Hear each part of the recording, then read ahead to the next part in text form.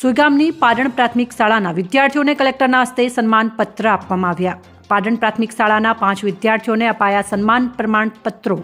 વિદ્યાર્થીઓ, શિક્ષકો અને પાટણ ગ્રામ્યજનો અને વિદ્યાર્થીઓના વાલીઓમાં ખુશી છવાઈ છે। સૌ પ્રથમ વખત સરહદી વિસ્તારની પાટણ પ્રાથમિક શાળાના વિદ્યાર્થીઓને બનાસકાંઠા કલેક્ટરના હસ્તે પ્રમાણપત્ર અપાયા છે।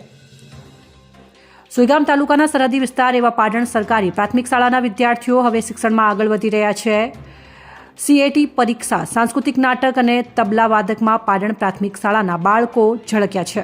મીડિયા સમક્ષ પત્રકાર મેહુલ વેંજિયાને શાળાના વિદ્યાર્થીઓએ જણાવ્યું હતું કે પાટણ પ્રાથમિક શાળામાં યુવા શિક્ષક પરેશભાઈ વેંજિયા સારું શિક્ષણ અને સાથે માર્ગદર્શન અને સાંસ્કૃતિક પ્રવૃત્તિઓ થકી બાળકોને શિક્ષણ આપે છે અને શાળાના યુવા શિક્ષક રમેશભાઈ પટેલ પણ બાળકોને સારું શિક્ષણ આપી બંને શિક્ષકો સાચા ગુરુ તરીકેની ભૂમિકા નિભાવી રહ્યા છે અને શાળાના બાળકોમાં આવી પ્રવૃત્તિઓ થકી શાળાનું નામ રોશન થયું છે।